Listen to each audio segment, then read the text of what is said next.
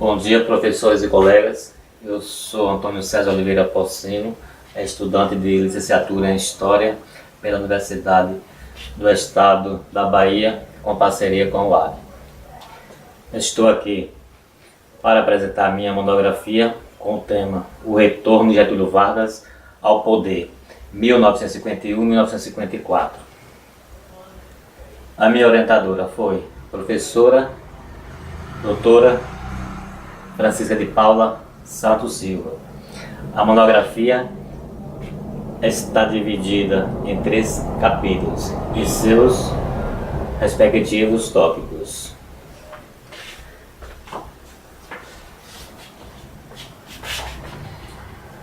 Aqui estão os slides para melhor controlar minha fala.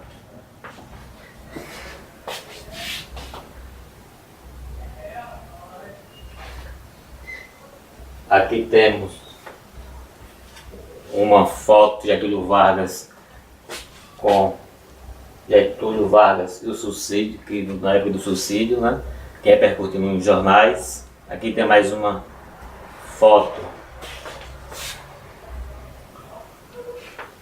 onde fala o petróleo é nosso, que foi uma grande importância na época. O tema é baseado nisso, o petróleo é nosso, para a subsistência do país. Continuando,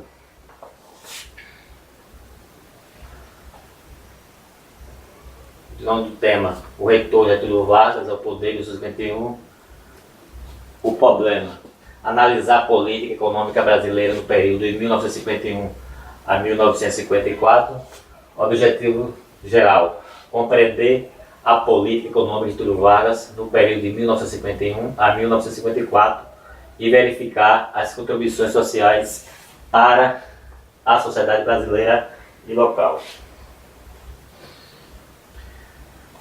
Objetivos específicos: analisar os fatores econômicos que contribuíram para o desenvolvimento da sociedade brasileira, conhecer com mais detalhes os norteamentos da política econômica que teve o petróleo como fonte principal de desenvolvimento do Brasil no período de 1951 a 1954. Entender como a política econômica do governo Vargas contribuiu para o desenvolvimento da sociedade cearense e região. Metodologia. A pesquisa foi realizada na questão histórica do Brasil, com ênfase na era Vargas, no período de 1951 a 1954, baseando as fontes primárias e secundárias, verificando os pontos positivos e negativos dos acontecimentos na política econômica da época e quais foram a sua contribuição para a sociedade brasileira na atualidade.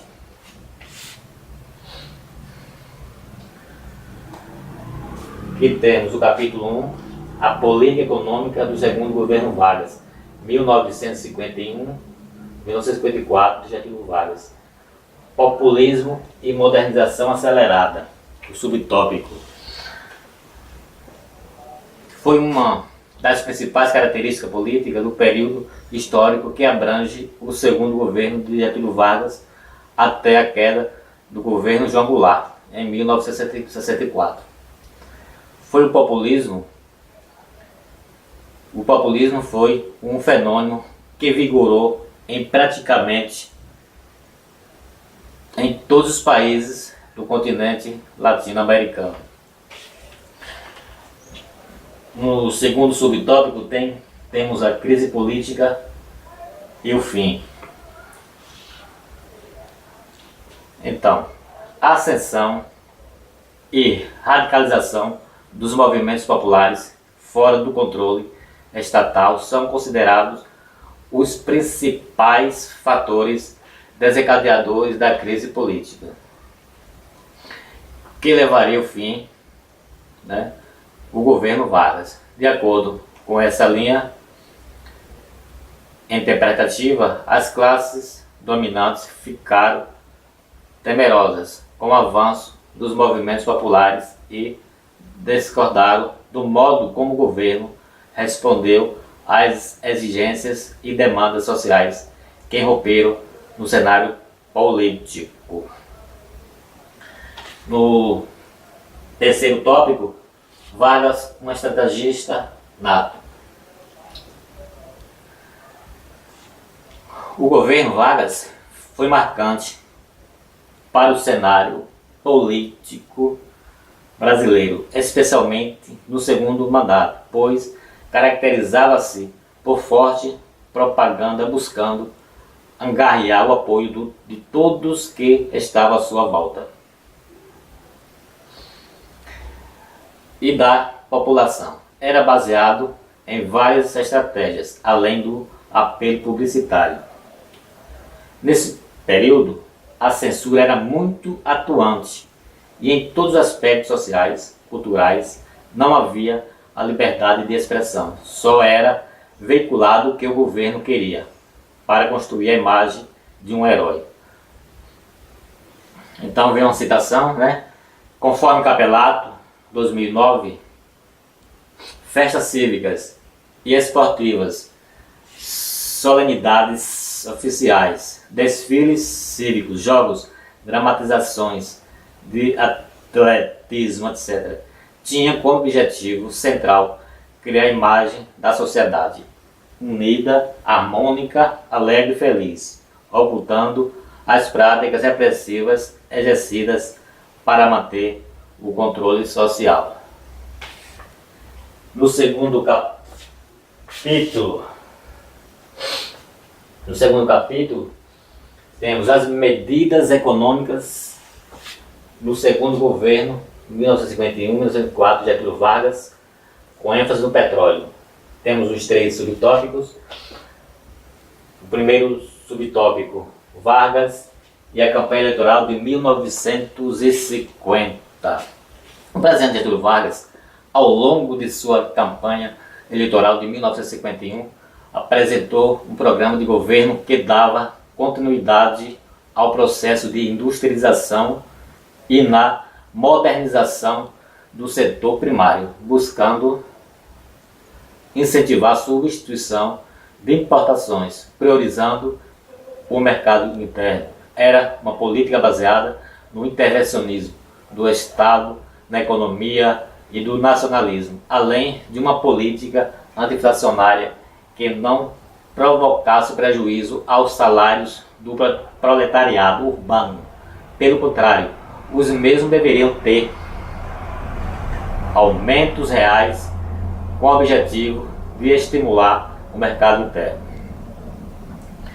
No segundo tópico, Vargas e as mudanças institucionais durante o seu governo. Os debates em torno de quais estratégias seriam viáveis para o desenvolvimento do país no governo Vargas ocorria em 3 formas: a liberal, a desenvolvimentista nacionalista e a nacionalista radical. A primeira foi proposta por Eugênio Goulden, a segunda foi defendida por Celso Furtado e a última por Caio Prado Júnior. A política adotada era uma mistura entre as medidas moderadas e as nacionalistas, ou seja, era uma política dupla, nacionalista com a participação do capital estrangeiro. O terceiro tópico, criação da Petrobras.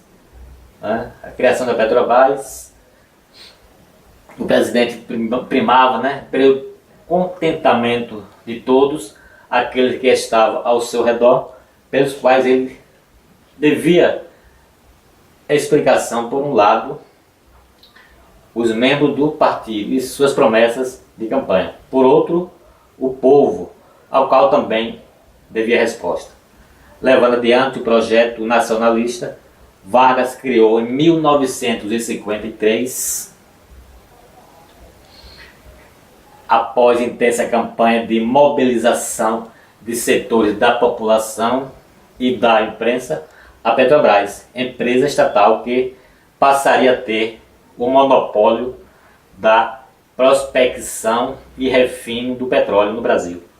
Com os mesmos objetivos, planejava a criação de Eletrobras para geração e distribuição de energia elétrica. Temos uma citação, né? Conforme Fonseca 2009, pressionado por um lado e por outro, o governo inclinava-se pelo atendimento às demandas sindicais e o discurso presidencial aprofundava seu tom nacionalista. No entanto, em direção oposta a lembrar a redemocratização, neste mesmo momento, em janeiro de 1953, surge a Lei do Mercado Livre, Lei 1807, cujo propósito era atrair capital estrangeiro via liberdade cambial, afrouxamento dos critérios para investimentos. No terceiro capítulo, temos aí os impactos sociais e econômicos do governo de 1951 a 1954 de Getúlio Vargas no município de Serrinha, Bahia. O governo Vargas e a Bahia. No estado da Bahia, né, no período do mandato de Vargas, esta desenvolveu-se com a criação de indústrias e empresas, possibilitando o emprego de muitos trabalhadores, trazendo o progresso desse estado. Durante o período do segundo governo de Getúlio Vargas, através da implantação de algumas indústrias da Petrobras, entre outras empresas que exportavam produtos para o exterior, através do Porto de Salvador, houve um intenso desenvolvimento na Bahia e alguns de seus municípios.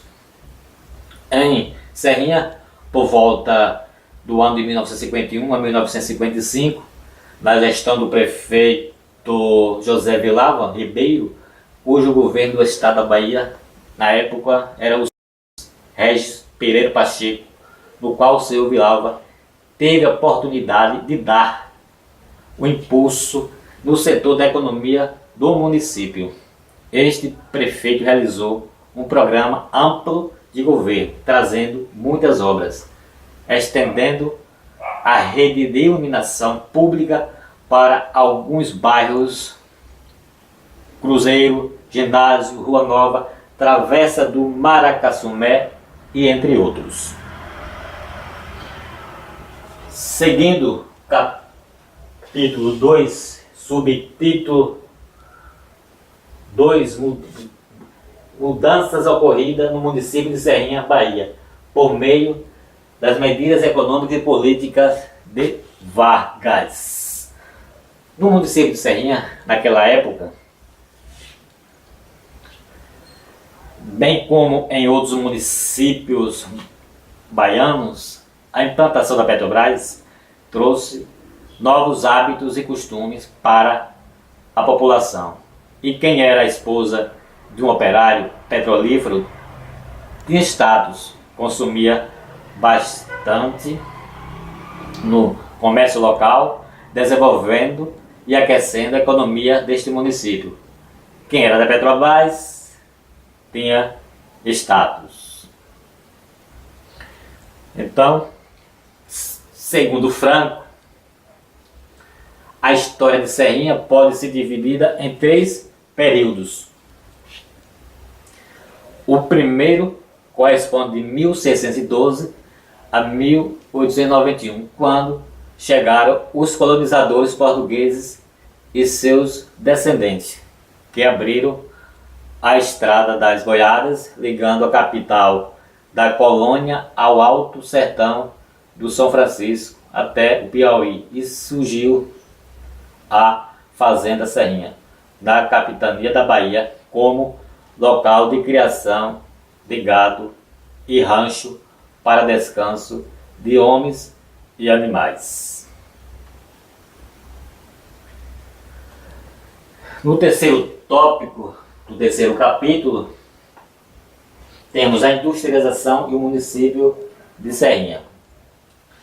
O processo de industrialização no Brasil repercutiu na maioria das regiões brasileiras, pois representou um avanço enorme para estas, ao oferecer empregos, produtos, etc. Foi muito importante para o desenvolvimento em todos os aspectos. Na Bahia, o município de Serrinha sentiu os impactos gerados pela implantação das indústrias brasileiras. Gerou progresso em relação ao consumo dos habitantes, da aquisição de bens e serviços, dentre outros. As regiões brasileiras, no segundo governo Vargas, sentiram os efeitos de suas medidas, uma vez que este dava ênfase ao nacionalismo, investindo dentro do país ao implantar em vários setores da economia com amplo destaque para a indústria. Instituições financeiras, a exemplo do Banco do Nordeste do Brasil, BNB, a aceleração da construção da hidrelétrica de Paulo Afonso, o que impulsionou o desenvolvimento do Nordeste. Então, como o petróleo foi tão importante, em 2006 o Brasil atingiu autossuficiência em petróleo. Porém, a demanda dos consumidores cresceu e o país voltou a depender do produto externo. Há uma expectativa de aumento do petróleo por parte em 2017, 2022, 2025, assim por diante, até porque as pesquisas petrolíferas então estão sendo intensificadas, principalmente nas novas descobertas como o pré-sal. Então, é importante citar algumas características de Getúlio Vargas, A organização do Estado, com a criação do Ministério do Trabalho e a Educação, do Instituto Brasileiro de Geografia e Estatística, IBGE, e da Universidade do Brasil, aprovação da Lei de Sindicalização, implantação da jornada de trabalho de 8 horas, criação das férias remuneradas, implantação da carteira de trabalho, construção do Instituto de Aposentadoria e Pensões, criação da Justiça do Trabalho, instituição do salário mínimo, aprovação do Código Eleitoral, do voto feminino e do voto secreto, criação da Justiça Eleitoral, fundação da Campanha Siderúrgica Nacional, criação da Campanha Vale do Rio Doce, concepção do Banco Nacional do Desenvolvimento Econômico, criação da Petrobras em 1953, Lei de junho de 2010. Dessa forma, a Era Vargas imprimiu aos estados e municípios um avanço em termos econômicos, sociais e políticos e faz diferença nos dias atuais. Continuando aqui no slide, temos aqui o município, temos aqui o mapa da Bahia, Temos aqui um mapa da cidade de Serrinha, nos pontos de referência como a Santa Praça Luiz Nogueira, Estação, Morena Bela, Vaquejada, Rodoviária. Considerações finais. Este é estudo sobre a trajetória do presidente do Dornélio Vargas durante o segundo mandato, no período de 1951 e 1954, permitiu-nos perceber a importância da sua figura para o Brasil. Vargas foi o presidente que por mais tempo governou o país, por meio de suas ações e projetos de governo, ora populista, ora ortodoxo, ora democrático, ora ditador. Ele deixou a sua marca ao inserir o Brasil no século XX. Getúlio Vargas impulsionou a economia brasileira no implantar várias indústrias visando o desenvolvimento da nação, trazendo muitos benefícios para o povo, que vinha da zona rural para as cidades. Ou seja, a urbanização foi uma das características desse governo. Getúlio Vargas foi considerado defensor dos pobres, fracos e humildes, denominado o pai dos pobres, conquistando a maioria da população brasileira. A classe trabalhadora, odiada por outros que não via com bons olhos o seu projeto nacional desenvolvimentista.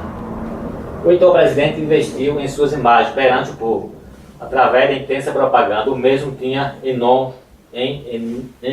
um enorme poder de manipulação, sutil, simbólica. Os operários tinham como protetor das massas oprimidas.